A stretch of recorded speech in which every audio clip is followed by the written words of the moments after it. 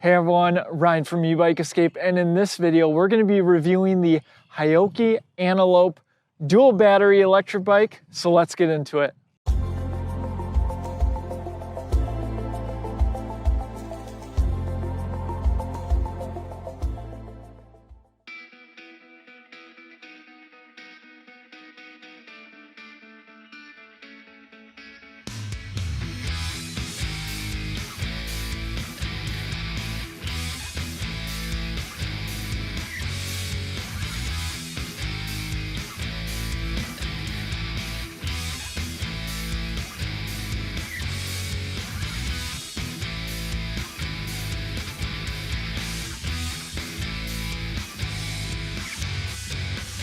Before we get into the walk around, if you are looking to purchase any Haoqi electric bike, please consider using the link in the description before completing your purchase. It's a free and easy way to help support the channel.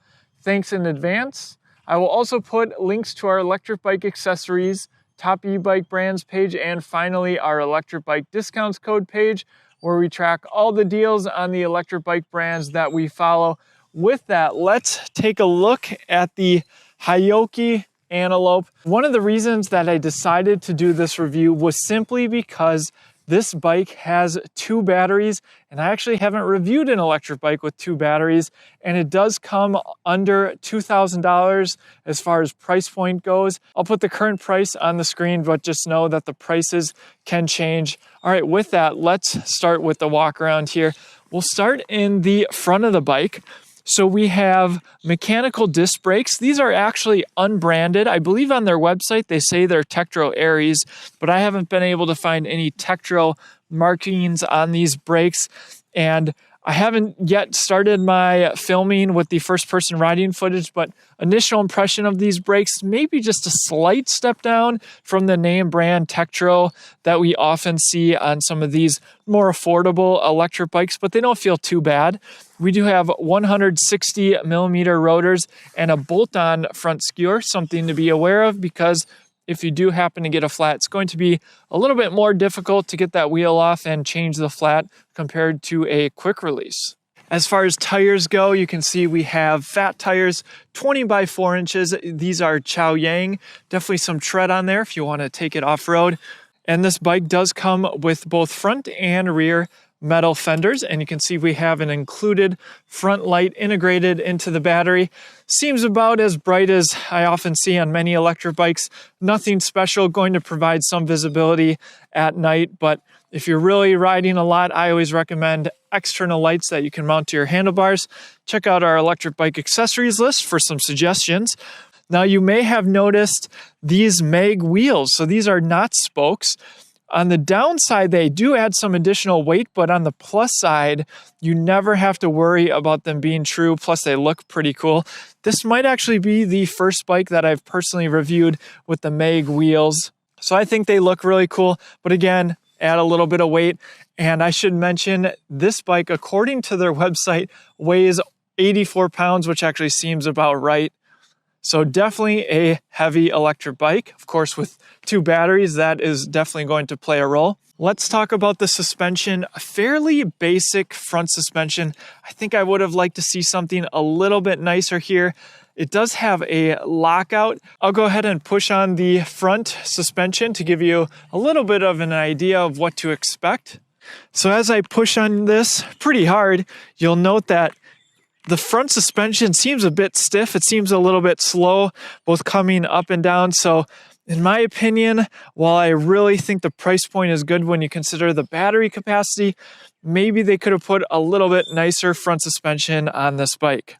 We do have some mounting points on the front here. I assume they have some accessories for sale. I always like to point out the cable management. So the cables are actually wrapped pretty nicely with this Velcro straps. Some companies will go ahead and put cable wrap, which hides all the cables, but actually this is pretty decent in my opinion.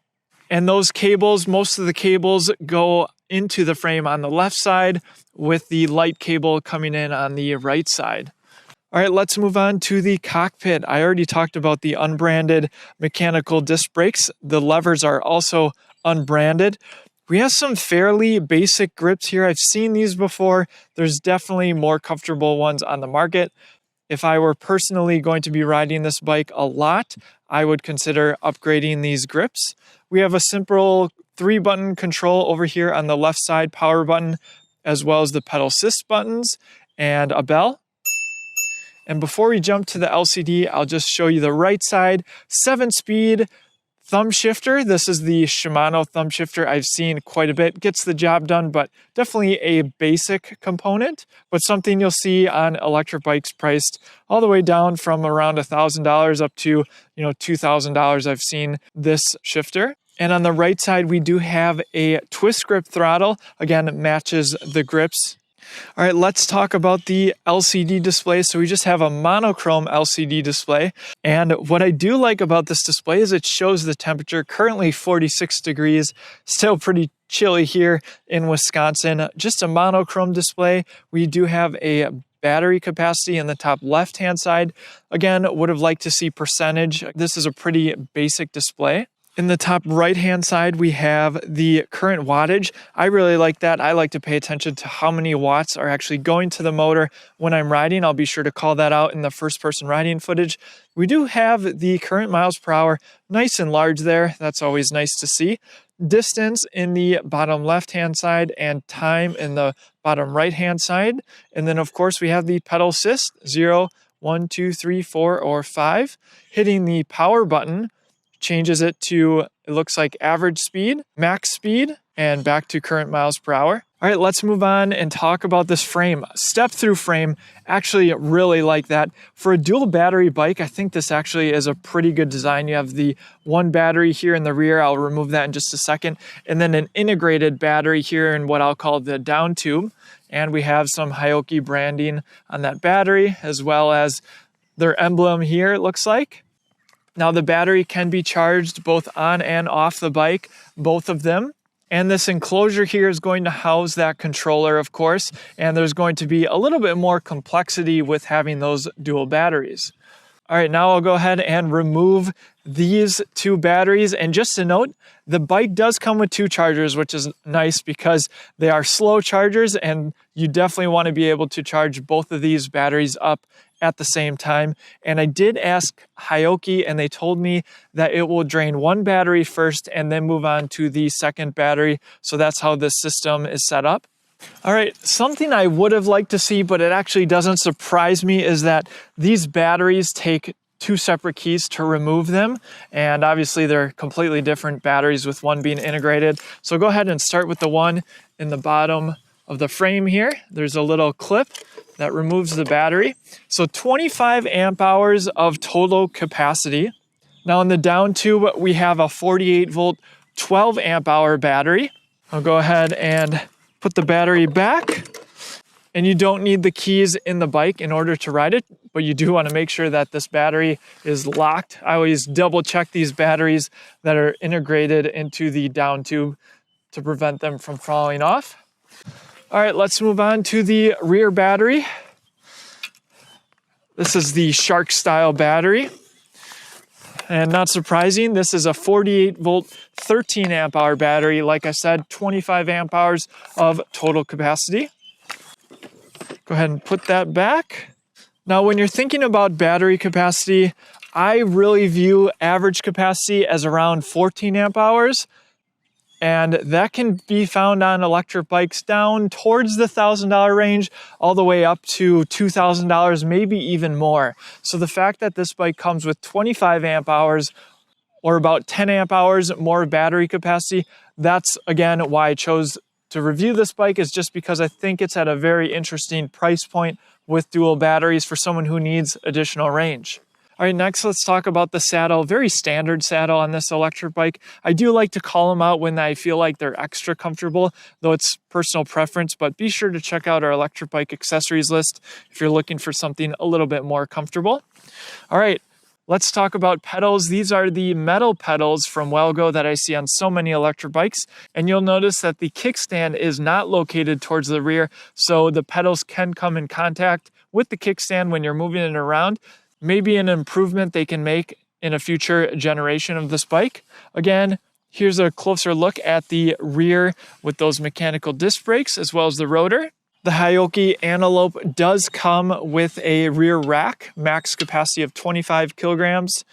And we do have the rear light, which I'll go ahead and turn on. This is a Bushel branded light, and most often I find with the rear lights, they leave a little bit to be desired, especially for daylight visibility. At night, they do provide some visibility. Again, I always recommend external lights if you really want to be seen. One thing I wanted to call out with these handlebars is there is a little bit of a swoop to them here to bring them a little bit closer to the rider. But what Haoqi did, because this is a little bit of a smaller frame, they did put all of these spacers in to lift the handlebars up. So as you're watching the third-person riding footage, you'll get a better idea of how I fit on this electric bike as someone who's 6 feet tall. Let's move on to the rear of the bike. So with these mag wheels, we have the motor enclosed in here. I think that's really cool compared to some where you can really tell that there's a motor in there. This is actually looks pretty stealthy. Perhaps if you're not familiar with electric bikes, you might not even realize that this one is electric. Maybe you'd think it just has some cool looking wheels on it.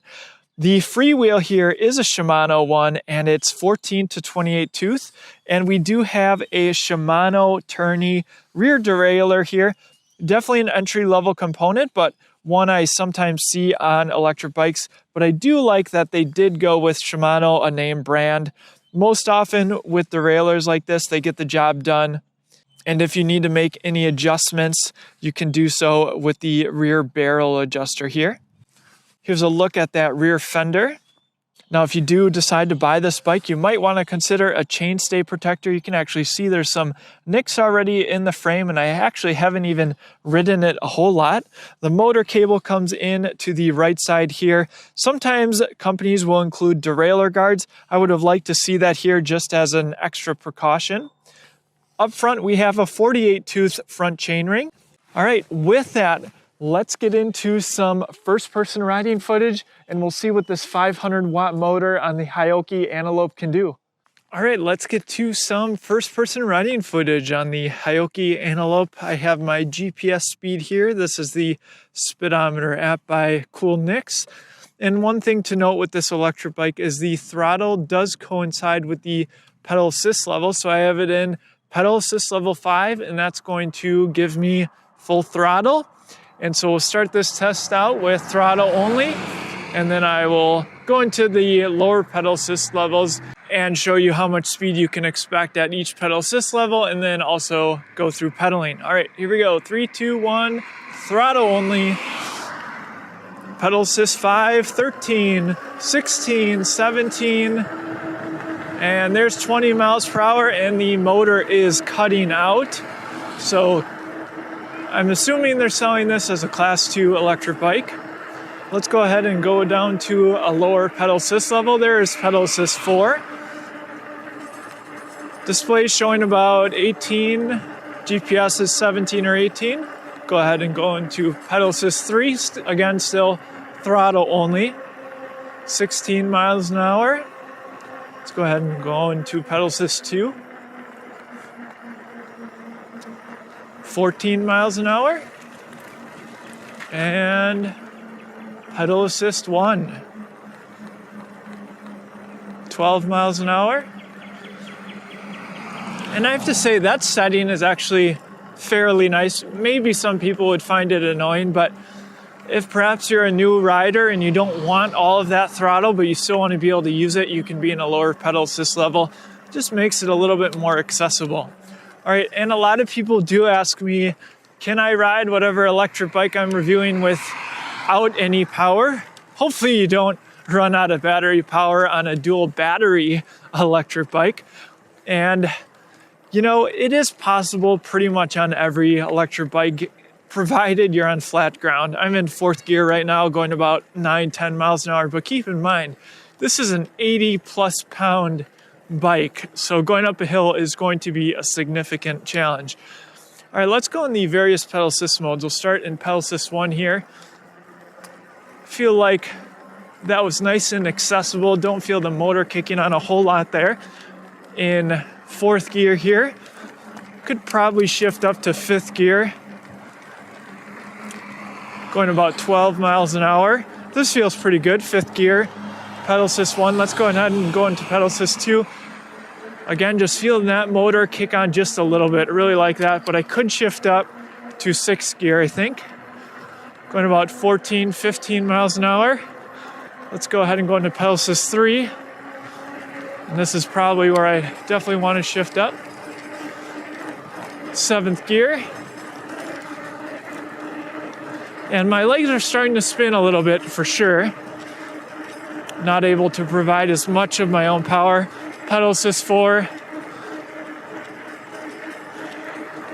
Again, same thing, but getting pretty close to that 20 miles an hour.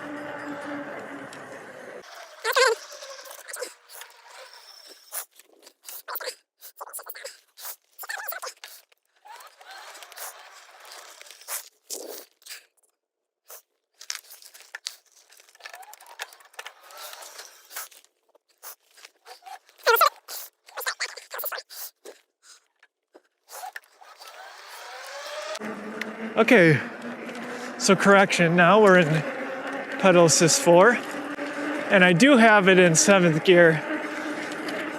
Had to adjust the derailleur just quickly, but my legs are still spinning. I'm providing a little bit more effort. And again, pedal assist 5.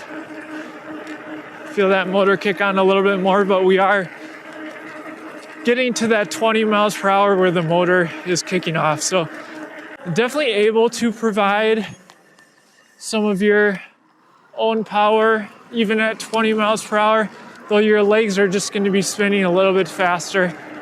I always like bikes that are geared a little bit higher, say 11 teeth in the largest gear in the rear.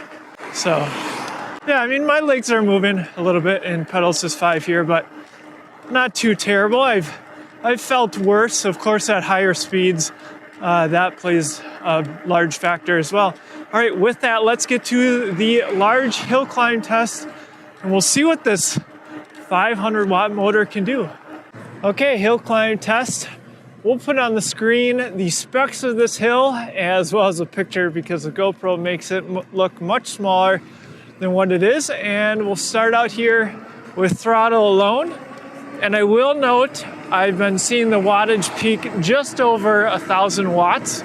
So we'll get up to 20 miles per hour or so here and then see what this 500 watt, I guess nominal, 1,000 watt peak motor can do. And riding over here, I've been really just cranking on the throttle the whole way, just trying to wear these batteries down. I won't be able to do a full range test, they're just so time consuming, but I have put on just under 5 miles. Looks like one of the smaller bars is down on the battery, though I don't know if that's giving me an accurate reading with both batteries or how that works. Going about 13 miles per hour here. Though just keep in mind with the dual batteries, you're going to get more range than you would, say, with just one 14 amp hour battery. I mean, 25 amp hours is pretty significant. 14. Actually, I think this motor's performing a little bit better than I expected for it being advertised as a 500 watt and for the bike being so heavy. So yeah, not too bad. I think very capable of handling hills, of course. Most people are going to provide at least a little bit of pedaling, though perhaps with a dual battery bike like this, maybe you do want to use it more as a electric moped. And hill is planing off here. All right, with that, I'm going to jump down the hill and do the same thing while pedaling. All right, hill climb test while pedaling. I'll go ahead and use the throttle just for a second and turn the pedal assist down just so I can shift down a little bit. All right, definitely getting a workout in third gear here. Pedal assist 1. I am going to go into pedal assist 2 and probably quickly shift higher. Or go into a higher pedal assist mode. Pedal assist 3, third gear. Definitely still getting a little bit of a workout here. Going about 9 miles an hour. Hill is probably at its steepest point here. Going to pedal assist 4. Again, I could shift down a little bit and make it very easy on myself. I always like to get a little bit of a workout though. And let's go ahead and go into pedal assist 5. There we go. And that's where I really saw the wattage jump on the display to 1,000 watts. And I'm in 7th gear right now. So it seems like pedal assist 4. So pedal assist 4, I'm getting like 500 watts here, just over. And then pedal assist 5 is where it gives the motor all of its power. So if you're going up a steep hill like this and you want to get up fast, definitely pedal assist 5, and you can even shift up to the highest gears. Going about 15 miles an hour, pretty good. And I was testing the brakes out going down the hill, and I did find that I really needed both of the brakes. I don't know if it's the longer cable run with the rear one. Maybe it needs to get adjusted a little bit. It does stop me on flat ground here, but I did have to use the front brake as well. Both of them combined to come to a complete stop. Again, down a very steep hill though. All right, with that, let's get into some third-person riding footage, and I'll give you my concluding thoughts on the Haoqi Antelope. The Haoqi Antelope's best selling point is, not surprisingly, the battery capacity. I personally have not found any e-bike with this large of a battery at sub $2,000. At 25 amp hours, it's about 10 amp hours more capacity than you'll find on the average budget priced e-bike. Beyond the battery, Haoqi was smart with the design on the Antelope, both making it a step through so it is accessible and raising the handlebars to make it more comfortable to ride. It's a cool looking bike and stands out, especially with those mag wheels. Finishing off the design, the cables are nicely routed through the frame and the controller is well hidden near the pedals. The Haoqi Antelope comes in silver, as you see here, as well as black. It's nice that Haoqi included all the accessories too, the fenders, rear rack, and front and rear lights. For those thinking about sizing while watching this footage, I'm 6 feet tall with a 32-inch inseam. The Bafang motor provides plenty of power even with this massive 84-pound bike. The Antelope comes shipped as a Class 2 electric bike, as was displayed in the first-person riding footage. For those curious, Haoqi advertises Class 3 mode on their website.